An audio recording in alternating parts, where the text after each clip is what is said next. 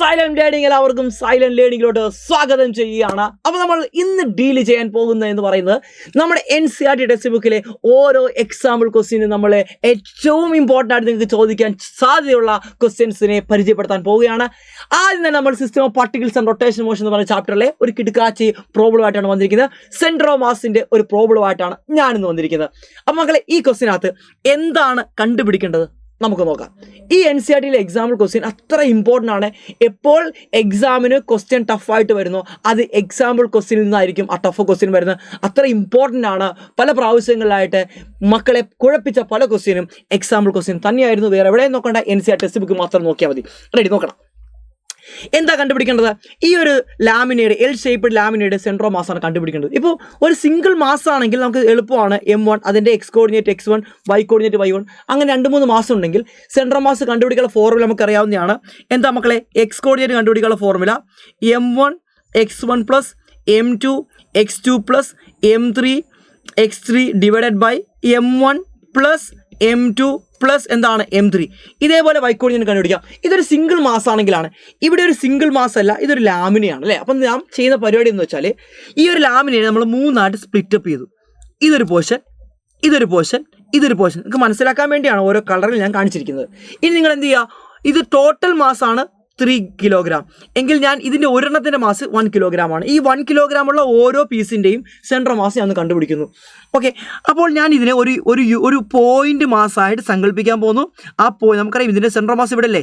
ഈ ഒരു point മാസിൻ്റെ central mass ഇവിടെയാണ്. ഈ ഒരു പോയിന്റ് മാസിൻ്റെ ഭാരം 1 കിലോഗ്രാം ആണ് അതിൻ്റെ മാസ് എന്ന് പറയുന്നത്. അപ്പോൾ ഇതിൻ്റെ സെൻട്രൽ മാസിൻ്റെ എക്സ് കോർഡിനേറ്റ് Y കോർഡിനേറ്റ് എന്ന് എഴുതുവാണ്. എക്സ് കോർഡിനേറ്റ് നമ്മൾ നോക്കുവാണെങ്കിൽ ടോട്ടലി 2 മീറ്റർ ആണ്, പകുതി 1 മീറ്റർ ആണ്. എങ്കിൽ ഇതിൻ്റെ പകുതി 0.5 മീറ്റർ ആണ്. 0.5 മീറ്റർ ആണ്.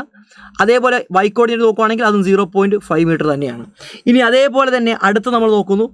അടുത്ത ഇതിൻ്റെയാണ്, ഇതിൻ്റെ സെൻട്രൽ മാസ് ഇവിടെ ആണ്. ഓക്കെ, ദെൻ ഇതിൻ്റെ എക്സ് കോർഡിനേറ്റ് 1.5 ആണ്. അതിൻ്റെ Y കോർഡിനേറ്റ് എന്ന് പറയുന്നത് 0.5 ആണ്. ഇനി നമ്മൾ അടുത്ത് നോക്കാനായിട്ട് പോകുന്നത് മറ്റാരുടെയല്ല, നമ്മുടെ ഇതിൻ്റെയാണ്. ഇതിൻ്റെ സെൻട്രൽ മാസ് നോക്കുന്നു.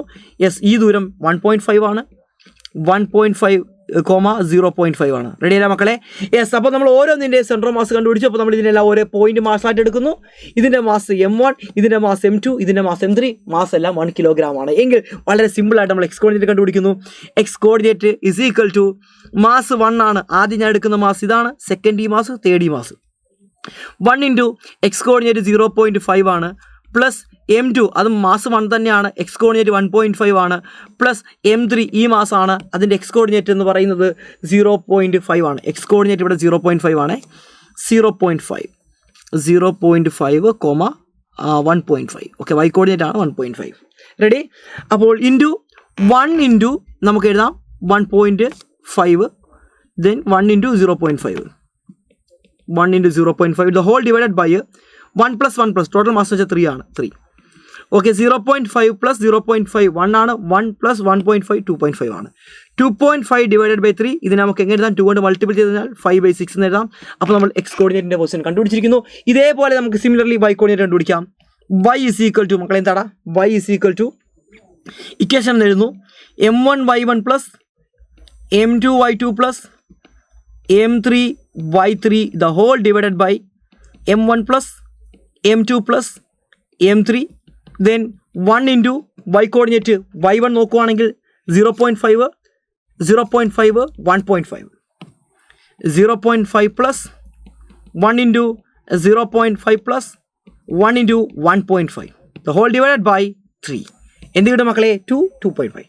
2.5 divide by 3, then we get also 5/6. Okay, ഇതേപോലുള്ള NCERT എക്സാമ്പിൾ ക്വസ്റ്റ്യൻ മക്കളെ നിങ്ങൾ പ്രിപ്പയർ ചെയ്യുക. സൈലൻ നിങ്ങളുടെ കൂടെയുണ്ട്. നമുക്ക് അടിപൊളിയായിട്ട് ഒട്ടും പേടി കൂടാതെ എക്സാമിനെ നേരിടാം. Bye bye.